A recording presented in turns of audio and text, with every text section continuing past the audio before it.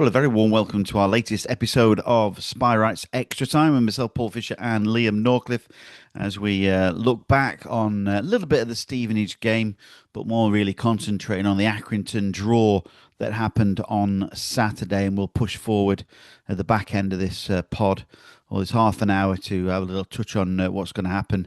Maybe in the under 21s game is happening tomorrow night, and more focus really on Grimsby on Saturday, which is generally more important. But Liam, Saturdays. Well, let's just touch on Stevenage first. They did the job at Stevenage. They got through to the next round and collected some money. It was an excellent performance, away performance, wasn't it? It was, yeah. It was a good cup tie. To be fair, it was quite entertaining, very competitive. Stevenage, you could see why they are up there near the top of League One. I was really impressed with them in the first half an hour. The wing play and the number of crosses that they put into the box. Played forward, ran forward, and played a bit more football than I thought. Actually, I thought they Mm. were going to be a little bit more of a long ball team, but yeah, no, they played some football actually as well. They've got a big physical side to add to that. I thought Chesterfield grew into the game towards the end of that first half. They had the goal ruled out, didn't they, from Bonis, that header, the Markande shot that was cleared almost in front of the line. So they finished the half pretty strongly, and after growing into it, and then once they'd got that penalty, long-awaited penalty, they had a couple of chances to extend their lead on the counter attack as well. And then obviously relied on Zach Hemming for a couple of good saves as well, particularly the one at the death. But yeah, it was very similar to the Tranmere away performance, but this time they managed to see it out and book their place in round two, where of course they will face Doncaster Rovers at home. What did you make Yes, I felt that it was almost the sort of perfect away performance. The good idea that Chesterfield did was just to put it on them straight away, and to get opportunities, get chances. And I agree with you; they did grow into the game a lot more. It was just starting to happen, wasn't it, for them? Because Stevenage started quite well, didn't they? As well, of? they were utilising the midfield. I felt like the wingers were quite good. Butler at left back, I thought he was really good, pushing on as well. Phoenix Patterson, we know about him from his time at Fleetwood, and he did well. And they could have had a penalty out of the two. Certainly, um, the referee disagreed with anything that Stevenage said about the penalty. He thought they were both dives as well, and you can see why he thinks that.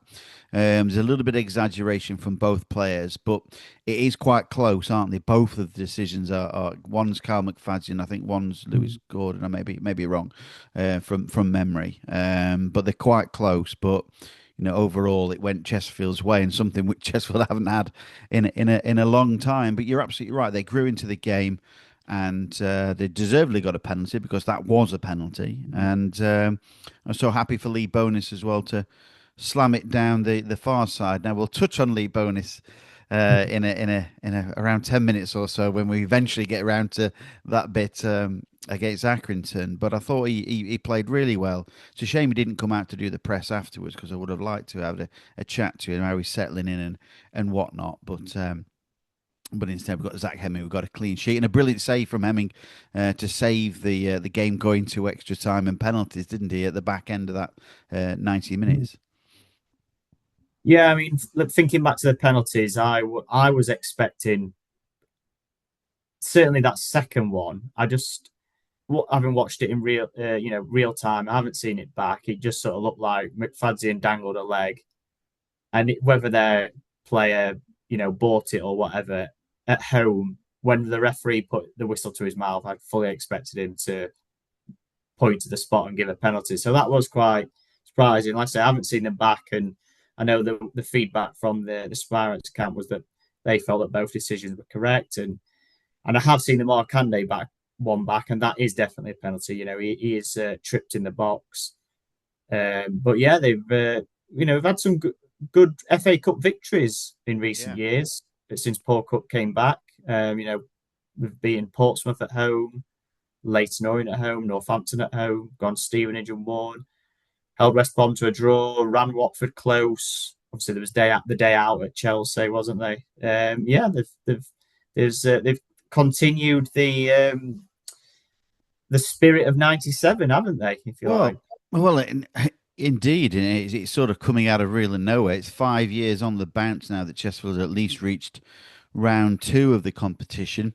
And as the stat that I found out before the game as well was that Chesterfield have reached the first round proper by beating a side away from home in the first round proper, side that's high above them in the English football pyramid since Shrewsbury Town back in 1989 when Chesterfield got through to the second round of that competition, got knocked out by Bolton on a replay in 89-90. So yeah, it was a cracking a cracking. It was almost like a statement as well to Chesterfield supporters that look, believe in them, that they can do that. That was a cracking performance.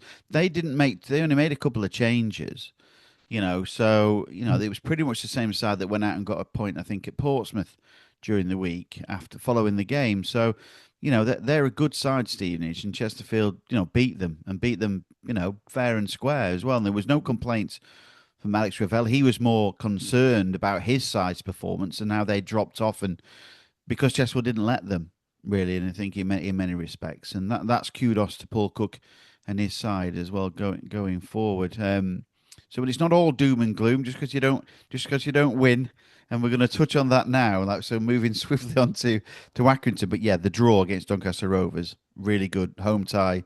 It's a shame it's a Saturday night though.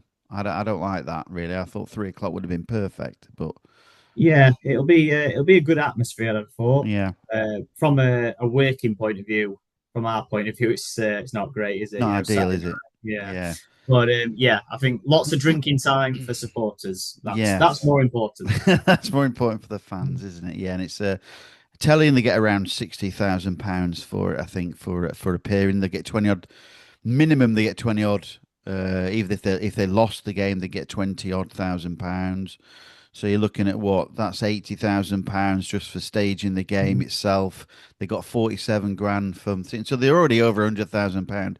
Uh, into the budget for the bloated backroom staff that they've got really to pay for those, haven't they? So yeah, so it's not been a bad cut run considering they've only played one game in it so far, and so yeah. So let's move on swiftly. Obviously, after the game, we were rocked a little bit by the news that Ryan Sturck's going to be out for a while. Uh, Mm. Not confirmed really the length of time, but it sounds a little bit more positive than Armando Dobra, for example's announcement. But it's concerned because you're looking at Dobra, Sturck, and Grigg out, three big players out at the same time. Yeah, when Gary Roberts was first asked the question on Friday, so before the Accrington game, he initially said a couple of weeks, and then when I asked him about it a few minutes later, he said it would be a good few weeks. So you sort of sense that maybe it's not going to be a couple of weeks, but it's also not going to be months either. Mm. Or maybe not too many months, shall we say? Like, so it's not going to be 3 months like Dobra. They said they scanned him and they're going to scan him again. So, and they were hoping for better news on the second scan. So, I think it's probably going to be more. It's probably going to be more maybe in that middle ground between 4 to 6 to 8 weeks or something like that, rather than the 10 to 12 of Dobra. But it's a massive blow, isn't it? It's probably been Chesterfield's Player of the Year, consistency wise, since signing the summer. And like you said, that's three big players: Sturck, Dobra, and Grigg. So yeah, we do have to take that into account when we analyse everything, don't we? Certainly do. I mean, it's not as bad as last season. Let's hope, touch wood, that it doesn't get as bad as Boxing Day, for example, when we were racking up at sorry, not Boxing Day. We were racking up at Fleetwood when young Gunnar Elliott's having to come on for the last 10 minutes and whatnot to help support Kane Drummond, up front. So bless him. So it's not fair, really, is it, at that stage of their careers? So let's hope it's not as bad as that. So yeah, so then we went into the Accrington game, and going into the game, I'd just like to remind people that they had beaten MK Dons away from home and stuffed Swindon 4-0 at home. Now they're fourth bottom place in League Two. Yeah, it suggests that they can't consistently keep up the performance that they put, the levels that they are expected to be in every week with the because they've literally got about 18 players. The players that they've put out on that squad on Saturday was all that they've got. But you can see that they've got lots of quality from that. But for the first 20 minutes or so, Liam, or whenever they got the first goal, not a great deal happened, did it? No, it was quite a uneventful start, wasn't it? And I think that's, we've just spoken about how you would think that the win at Stevenage would have given Chesterfield so much confidence, so much belief that they would have been chomping at the bit to start that game fast and furious. So it was so disappointing to see that they started so flat. Didn't create anything. They were struggling in possession. They were vulnerable on the counter attack. They didn't really win any duels. And fair play to Accrington, they didn't look like a team who were near the bottom of the table, having only won once away from home. I think they'd only scored four away goals before Yeah, Saturday. Then four, four. That's all. Yeah. they got three in three in one game. I mean, the first one, it's a counter attack, isn't it? It's a good block from Shea Dunkley, and it's a bit unfortunate that it just falls nicely for Walton, although it is a very good, well taken volley, isn't it, into the bottom corner. Yeah. Let's look at that first goal initially. Vontae Daly Campbell. I know some fans have singled him out as well, but him and Lewis Gordon at Stevenage are excellent. Let's just make that point clear as well. He was brilliant, at fullback at that game, and yeah, okay, he's still 24, embryonic in his career. He'd ventured too far forward initially. They were playing. I know Chesterfield like to play a high line, but he'd gone too far, and there was nobody trying to cover back. So when that ball gets pumped forward, he's caught way out of position. Isaac Heath, the young loanee, who's a free loan, by the way, from Everton. He looks a quality player, that young lad. Had yards on him. Now, Daly Campbell did well to try and get back and jockey him, but it's the second challenge that he doesn't make there that gets past him. Dunkley makes the block, and you're right. It's a fine finish from Tyler Walton. It really is a right-footed strike, arrowing into the corner. There's not a great deal Hemming could have done about that, but there's a certain amount of phases in that play that Cheswell could have stopped. And you've got to look at Vontae Daly Campbell's position far too high up the pitch to allow Heath to get that opportunity to get that ball in. And it felt like that first half and those two goals and the third goal, to be fair, were just two steps backwards after two really solid away performances at Tranmere and Stevenage. Chesterfield have conceded the most goals this season on the counter attack, and the first goal comes from a counter attack. So, and I suppose you've got to ask whether, I mean, we won't know this, whether Daly Campbell maybe at home to Accrington, was he asked to revert back to an attacking fullback and to play high up the pitch, whereas at Tranmere and at Stevenage, he was being more asked to play, as they say, behind the game, as in a stay-at-home fullback, as they call it now. So, was he just doing what he was asked to do, to play high and wide? And Chesterfield gave the ball away in the opposition half, and they got countered, or should he have been a little bit deeper? So it'd be interesting to, whether we'll find out whether that should have been the case or not. But like I say, it was a great block from Shea Dunkley, which was a little bit unlucky I that think he it was, fell yeah. short, but it was a very well taken volley as well. Yeah, it's a good point you make about Vontae Daly Campbell, whether he seems to be caught between a rock and a hard place. And I don't mean literally on the field of play, but he seems to be more of an away defender where he's asked to sit back a little bit more. When asked to be the attacking wing back, he got caught in a position there that there was no cover behind. Yeah. So he was far too, maybe he just sort of switched off a little bit, went far too and forgot his duties, whereas maybe it was a game for Devon Tanton, that one. I'm not too sure because he did come on later on in the game. But remember, Devon Tanton got took off at half time in the last first time game because he struggled against the two that Fleetwood put on him, didn't they? So um, it's a difficult one to look at, really, from Devontae Daly Campbell's, whether he'd just drifted off. Doesn't make him a bad defender, by the way, does it? So, you know Mm. what I mean? You just had a bad moment for that time, but he was taken off at half time. So maybe they felt that Isaac Heath was getting the better of him in that particular game. But now let's look at the second farcical goal. It's more worrying, that second goal, I think, than any other goal that comes up later on. I think the second goal is an absolute farce. Well, it's needless, isn't it? Because they obviously give the corner away in bizarre fashion through Liam Mandeville, which is very much unlike him. And then yeah, they don't defend the set piece. Sort of second phase, isn't it? Maybe even third phase, you could call it, because it does go on for a little while. Shot comes in. It's a good save from Hemming onto the Yes, it post. is. Yeah. It hits an Accrington player and then hits another Accrington player and goes in. And obviously all the hands go up for offside. And there's a lot of anger in the home stands as well. But yeah, there were no complaints from the Chesterfield camp at full time. They said it was a perfectly fine goal in that once it hits the post and it comes initially back off the Accrington man, the ball goes backwards. So in their eyes, it was a perfectly good goal, but obviously a very soft one from a Chesterfield point of view. You look at the amount, if you look at don't necessarily look at the ball where the ball is on the replay.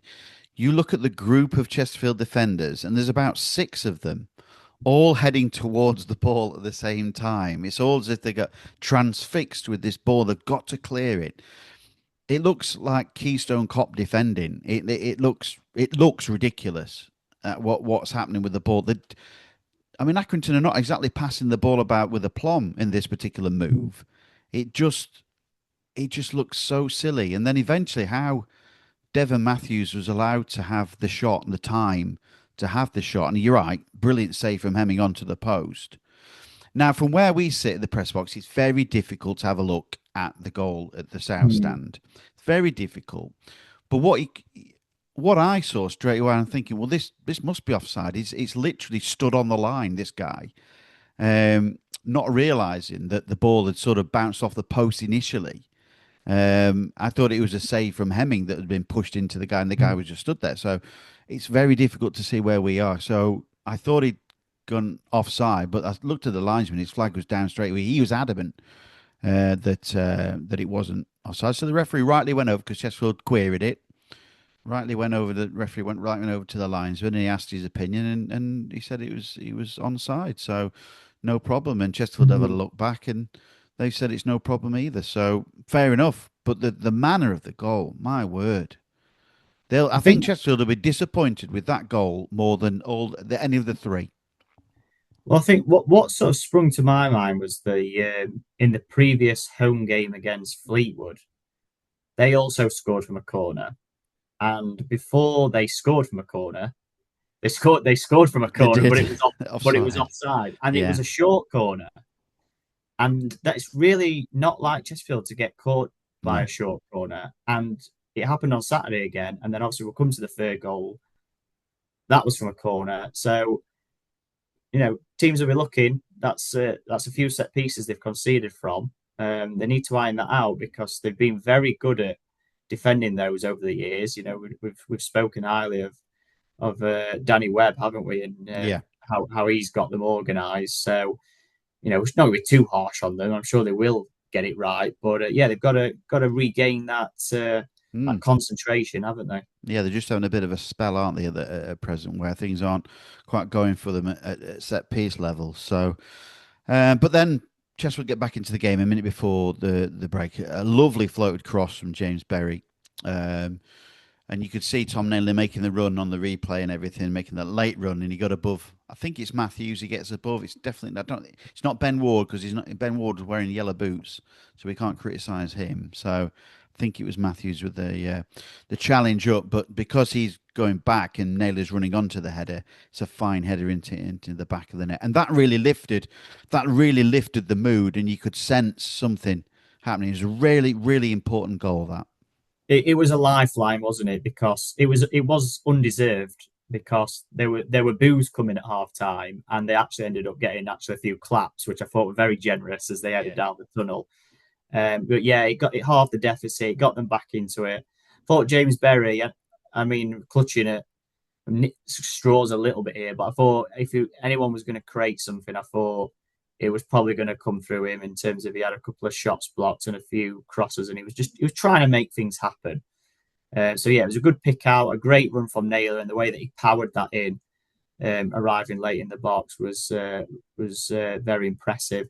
I think the Accrington manager said that they were down to 10 men at the time, weren't they? I yeah. think he Rawson said had gone off with Rawson a had gone off, and he felt that if he'd still been on, then he would have headed that away. So, well, he had to go off because he had a cut to his head. yeah. He accepted that was the rules. But yeah, it was a really powerful header from Naylor, and it gave them a lifeline going into half time, didn't it? Yeah, changing the mood, and then of course, as soon as the second half came on, we looked at Donatian had replaced Vontae Daly Campbell. So obviously a tactical switch there from then from Gary Roberts et al. And Paul Cook. So realizing that Vontae was perhaps not having his best game, and made the change, which is fair enough, isn't it? So that's how it works. That's football for you. But immediately again they started on the front foot, didn't they? And managed to get the equaliser.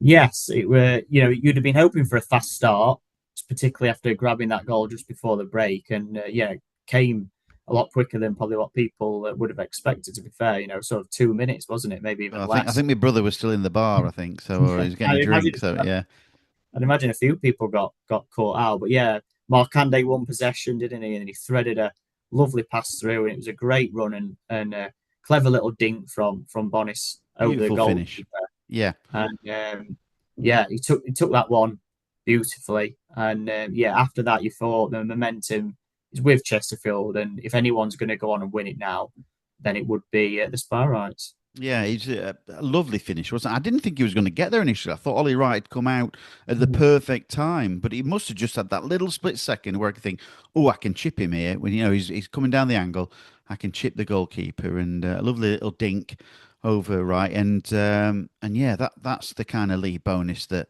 I think people are sort of excited to see, aren't they? As well, getting onto the balls through the middle, because quite often we haven't seen goals threaded through the middle, have they? They come from the wings, haven't they? So yeah, that was nice to see. And again, the uplift in the crowd as well. You felt that, right, okay, this is something. Now Chesterfield are back all square. Let's see what you've got going forward. And eventually, again, after a brilliant run down the right hand side by Mark Anday. I think on commentary I said it sent because Ben Ward was the unfortunate defender that was with him. He'd sent him for a picnic. I think I used in that term. So a bit Not a embarrassed hot dog, about that. a No, not a picnic. hot dog. He sent him for a picnic. So, but yeah, the cross was deflected, wasn't it? In the end, it was a very fortuitous loop up off the leg of somebody, wasn't it? That James, but brilliant work from James Berry. He must have that sort of like a springy neck to try and get around that, and it nestled into the corner. Fantastic work from him. Yeah, it was great play from Mark Andy, wasn't he? Great trickery, turned him inside out, delivered a cross, probably got that bit of luck that he deserved with the deflection. And I think Berry just anticipated it more than the defender. He anticipated the height and the loop on the ball and jumped first and nodded it in from probably a yard out, 2 yards out. So goal and assist for him, and he's getting the numbers, isn't he? Since returning, he's only been involved for a few games since coming back, but he's starting to rack up the goal contributions like he was in the first half of last season. Yeah, on that basis, he would have got my man of the match. I know lots of people thought John Fleck had a good game, and obviously Dylan Markanda got 2 assists as well. So Yeah. sort of take your pick from those sorts of nominations. But I think, yeah, if you get a goal and an assist, I think you're probably worthy of being in contention for the man of the match. And then after that, you just sort of thought, there's definitely only going to be one winner now. You probably back Chesterfield to go on and kick on and maybe get a fourth or a fifth, because when they do go in front, they do strangle teams. They do try and put their foot on the neck and go and get some more goals. But they just didn't did. I don't know if they'd sat back, or they'd used up all their energy in trying to get in front. Well, they just didn't really convince after that to go on and get another. And I'll, then I'll I'll blame myself here, Liam, because I started looking up the last time Chesterfield came back from 2 goals down to win 3-2, or certainly win the game. Well, So I'll join you in that. In that I'd written the top line of my intro to my match report, saying how Chesterfield had come from 2 goals down to win 3-2, because I thought there's no way yeah. they're going to lose this or any other result from this point of view. So yeah, you do take those uh, opportunities, don't you? And We, sometimes you we do we wonder if have you to. jinx it. We have to. Yeah, We don't have much time. We don't have to. yeah. We haven't got much time to look at those scenarios, you know. So yeah. Right, the third goal that Mm. Accrington score. So it's from a second or third phase corner kick, isn't it? Which was a debatable corner kick in the first place, I think, which Chesterfield players were a bit annoyed about, weren't they? But yeah, they did appeal. On first viewing, it did look like McFadden made a good tackle and toe poked it behind, to be Yeah. honest. But I don't know whether they felt there was another little nick on the way. But even so, you've got to defend the corner. Rather than argue about it, just get on with it, and you've just got to defend it. And I suppose it's which side you're on, isn't it? I sort of think that. I mean, in terms of like a miscommunication, should should Hemming just come and take out absolutely everything? Should Bonis, if he's got a call, should he just leave it to Hemming? Is it a 50-50 fault? Is it just a little bit unfortunate, or I don't know. I sort of feel like Hemming, the way that he reacted was that he shouted, "I'm coming for this! Get out of my way! I'm going to punch it clear." And then Bonis got in his way and tried to take one for the team, if you like, and head it clear himself. Yeah, it's a difficult one to judge. Yeah, you see, when he goes up, Hemming, I've no doubt Hemming calls for it, as goalie should, and come and punch it. But remember, Lee Bonus has just scored a cracking goal, hasn't he, as well? His Mm. adrenaline's pumped up. He wants to get involved and grab all 3 points for his side. Sorry, he scored, grabbed the equaliser early on. He's pumped up, wants to do well. He's thinking, well, I'll just help the lads out here and get involved. Unfortunately, he gets there before Hemming does. He's got running backwards, so the Mm. header loops up behind him, doesn't it? Loops up over everybody, and coming in with the aggressional run like we saw Naylor did in the first half. He's Caton on as a sub. Mm. Bonus by this point has spun away trying to help out, but he's facing his own goal. So Caton and Bonus go up together. It might even be an own goal, that. So it might even, if you look at it again, it might even flick off Bonus and go in the back of the net. But whatever, we'll give it Caton's goal. But again, in the second chance, he's facing his own goal this time. He's caught in a really incredible position. It comes off the crossbar and goes in, doesn't it? So it's unfortunate in every single way. Once again, something that could have been so easily avoided. Had Hemming got the punch first. So small margins, but again, it's the second and third phase ball that came into the box and Yeah, unnecessarily so. yeah, they'll be so disappointed with that. Having worked so hard to get themselves in front, to give up the lead in that manner. I've said this before, but I do feel like Chesterfield have to work so hard to get their goals, but then they just Yeah, gift opposition theirs. It's yeah. so frustrating, and it must be for the coaching team as well. So yeah, that sort of totally changed the picture and the atmosphere, and then it was a little bit flat again, wasn't it? In fact, Accrington even went close to going 4-3 up, didn't he? I Yeah, think it was the same player who fired just wide of the far post. yeah. So they could have even have lost it in the end. Never mind winning it, obviously, which we'll come to now with the penalty save from Well, Bowen. from the corner, Chesterfield got a corner kick in the 93rd minute,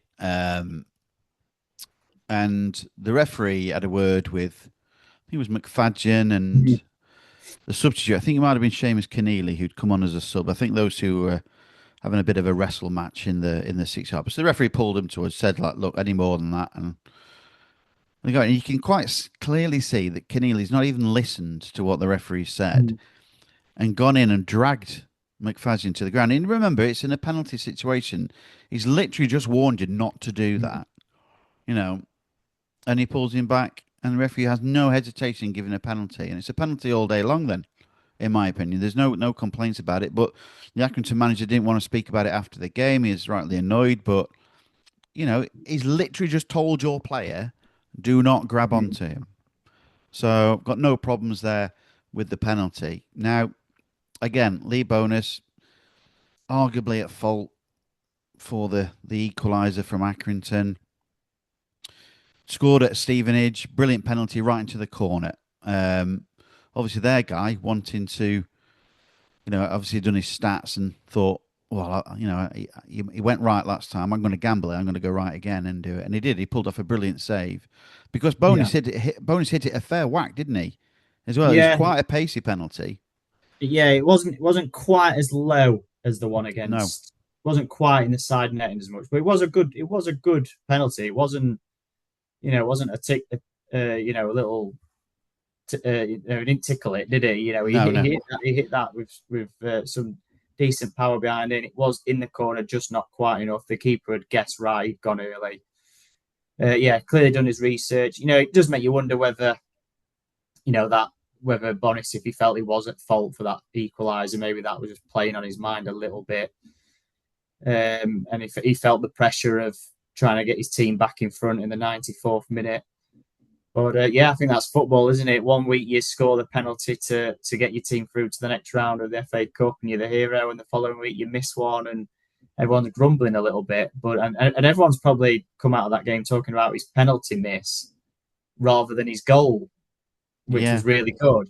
yeah, So yeah, that's football, isn't it? yeah, But indeed. yeah, I think it probably it would have been a great result, but it would have been harsh on Accrington. I think they put everything into that game and deserved a draw, and it wasn't a good performance from Chesterfield, was it? Credit to them for coming back, but Defensively, no, it wasn't. defensively not. Yeah, Yeah, too many old habits resurfaced, and they were off it for 45 minutes, played well for 20-25 minutes, and then they were off it again. So it's one of those, is it? At 2-0 down, you would have taken a point. yeah, At 3-2 up, you wouldn't have. And then at 3-3 with a penalty in the last minute, you wouldn't have. So it's how you judge it, isn't it? Is it a yeah. point? Is it a point gained, or is it two dropped? But those will find out at the end of the season. I mean, I echo Gary Roberts' thoughts as well that it's disappointing that the dressing room's flat. I've never seen him. Gary Roberts wasn't cross when he came out, but that's the sort of angriest I've seen. Such a nice chap. Do you know what I mean? So after the game as well, I think he felt a little bit let down, as well because he kept mentioning that they can't keep getting themselves into these positions Mm. and messing up their lines. So he Yeah, says just messing up his line then. that, that, that was So the big takeaway for me. That actually from that interview, the fact that he said they can't keep passing up these yeah, opportunities to get into the top three because sooner or later those teams at the top will go on a run and they'll take it away from you. yeah, At the minute, it's still very tight, and Chesterfield can still win the league. They're 5 points off the top and they're 2 points off a third. yeah, So they can still win the league, but if they carry on, sooner or later there'll become a point where you would be saying Chesterfield can no longer win the league. The next position is second, or the next position is third, and you really obviously don't want that to happen. But I suppose no one's going on a run, really, are they? So no, we still wait 15 games in, and we keep saying Chesterfield haven't clicked yet, and you start to think, well, it's got to happen soon. But the longer it goes on, you start to think, well, is it going to is it going to happen? happen? Yeah, And they can still go up, and yeah. it just doesn't happen. It's just it's a bonkers league where everyone beats everyone. Again, you look at the results at the weekend. Still, some more shocks in there. Top teams losing. So yeah, just for now, obviously got three big games against teams who are right up there, which will be a good test of where they actually are. Well, absolutely. It's a shame they're going to be missing the players that they've got. I mean, let's just give Accrington some credit as well because, Mm. you know, it's not easy for them. They're fourth bottom. Like I say, they've beaten MK Dons, beaten Swindon. They know how to play the big games. They love coming to grounds like Chesterfield, I'm sure. They haven't lost at Chesterfield since 2014, I think, or 2014. So they've been here now four times, three wins and a draw. So, you know, you look at that and think, yeah, they've got no problem playing at the SMH Group Stadium. Absolutely no problem whatsoever, and they played well. And don't well, I've backed them to go down, but that's it's all right Mm. playing well this week. They've got to match it next week, haven't they? So to get another three Yeah. points, and their inconsistency is what is their consistency. So yeah. Whereas Chesterfield, I could lump it, are 6 games unbeaten, Liam. Well, that's the thing, isn't it? 6 games unbeaten. There's obviously some draws in there. But yeah, all of a sudden, if they go unbeaten against I know it's only a FL Trophy against Liverpool's kids, but all of a sudden you're 7 games unbeaten going into Grimsby, Crewe and Swindon. It's not all bad news and doom and gloom. It's just more frustrating than anything because you know that they can do better. They've got the quality there to do better, and just feels like they're gifting teams goals this season. I mean, they've lost the fewest number of games in the division 3, yeah, with Bromley with 3. yeah. It doesn't feel like that. It feels like they've lost more than that. But so but again, it goes back to what Paul Cook said right back at the start of the season. It's the goals against column which is going to decide whether Chesterfield get promoted or not this season. Like his teams are always going to score goals, just whether they can stop conceding, and they have been doing that. But yeah, they just went back to their old ways on Saturday, and they can't afford to do that against the next 3 teams because they will punish you. If Chesterfield don't score first, they don't win. That's the stat this Mm. season. That's the glaring fact. 15 minutes in, 15 games in to this season. If Chesterfield don't score first, they don't win the game, which is a frustrating stat, I'm sure, Mm. going forward. We'll briefly touch on this Liverpool game, the under 21s. Basically, they can go through if they win. They can go through if they draw. I think no, is that not right? No, I don't think they can. Oh, they might be able to. Oh, I don't know. I don't know anymore. Yeah, I I'm think not. so. I'm not Yeah, going anyway. So, yeah. I don't think many people will be, but yeah, I mean it's an opportunity for minutes, isn't it? It'll probably be Ryan Boot in goal. I'd imagine Tanton and Lewis will be the full-backs. We might see Danassian get 45 minutes because he might actually start at Grimsby now, yeah, but they might give him another 45. We'll probably see Jamie Grimes. We'll probably see Dylan Duffy, Ronan Darcy, Will Dixon, Connor Cook. Maybe Liam Mandeville might have to do an hour in midfield because they're yeah. not going to risk Fleck or Naylor. So yeah, I mean it should be a good enough team to win the game. I mean, I can't really say I know anything about Liverpool's youth team, but they've lost 2 from 2 in the group stage so far. I mean, look, Chesterfield get through. It's obviously a competition. It's not a priority for them, but it'd be just one more knockout game to get through, wouldn't it? And £10,000 for a win, Liam. yeah, So you yeah, can't knock it. So £10,000 for a win, £5,000 for a draw. And obviously, if you get the extra point, I don't think you get the extra money, but I'm not too sure. But it's £20,000 for participating in the competition overall, anyway. So Chesterfield have got 30 grand in the bank already just for being part of it. So it's not to be sniffed at, really, that money. So people say, yeah, it should be. I'm not bothered about it or whatever. Like so, but there's money involved in it. So you still got to pay players, haven't you? So pay staff. So yeah, keeping the electric on and whatnot. So yeah, it's so all attention on Grimsby, isn't it? absolutely, And yeah, again, as much talking about number of draws and not getting wins, you take a point at Grimsby, you just to keep in touch with them. You don't want them going 4 points ahead of you. no, Just to actually go above them with a win. Obviously, they're having a good season, scoring lots of goals. They've had a good cup run, which obviously ended against Brentford, but obviously a great win over Man United.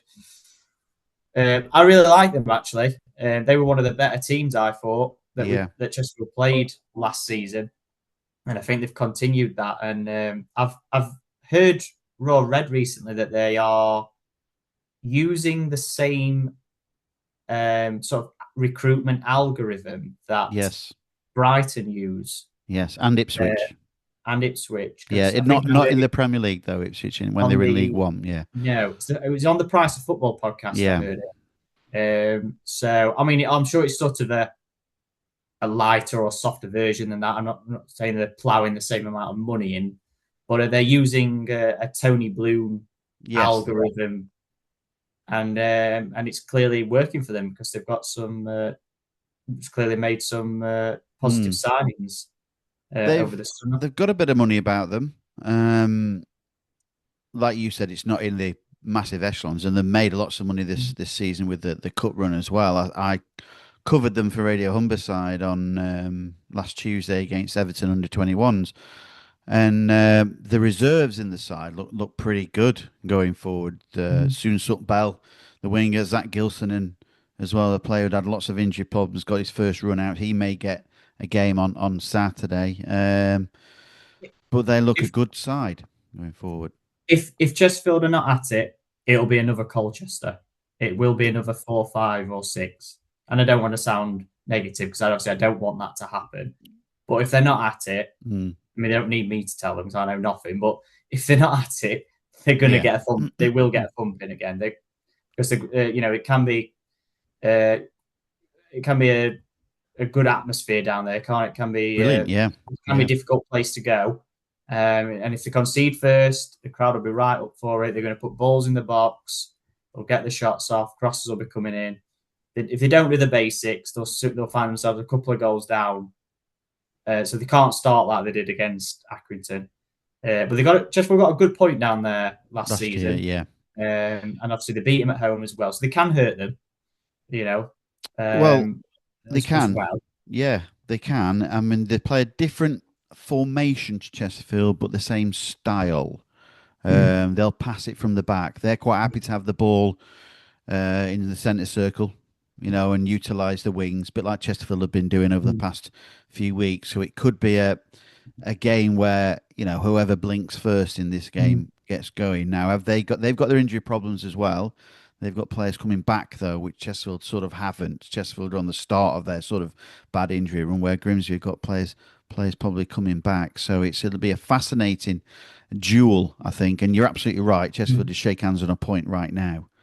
But you can go Yeah. there. If you can go there and win, this could propel Chesterfield going forward. To be honest, next 3 games, 3 draws, point at Grimsby, point at Crewe, point home Swindon. Try and get a couple of players back from injury, and then get a few wins going into December and the January trunk, just to stay in and around it. Like I say, you don't want Grimsby or Crewe or Swindon getting ahead of you too far ahead of you. If you just want to stay in touch while you're not at your best, and then when you do click, they were saying that they are going to click at some point, then that's when they can put the foot to the floor and hopefully climb the table. But yeah, obviously at one point they were third, now the 10th. It just sums up the division, doesn't it? Certainly does. Well, we've extended our extra time version this week. A lot to get through. Promise it won't happen again. We'll be back with you next week for another episode. But it's been 6 games unbeaten. Always feels a bit glum, doesn't it? Really, I think because they're not winning games, but you're Mm. certainly not losing them either. So it's just the manner, I think, of the points, isn't it? Overall, Liam. Yeah. I think when you look at on paper, you say Crawley at home, Fleetwood at home, Accrington at home. If you want to get promoted, you've got to win, haven't you? You've got to be getting wins at home and at least picking up points away from home. But like I say, I mean, no one else is running away with it yet either. They're all very much inconsistent, all beating each other. So there's probably conversations very similar to ours going on all around the other clubs as well. It's just sort of you just want Chesterfield to sort of put in a few more complete performances. Get those clean sheets, and show their attacking quality just a little bit more often, and just sort of yeah, find their flow a little bit more. Thank you again, Liam. We'll be back next week with you amongst this, was it calm amongst the chaos that's been happening right now? So, yeah, we'll be back. We're going to be definitely in the Grimsby game. So we'll report back for you next week and our findings and whatnot. But remember, you can catch us on social media and whatnot. And please like and subscribe. And thanks for all your comments and involvement as well. We do read the notes as well. So thank you, and we'll be back with you next week.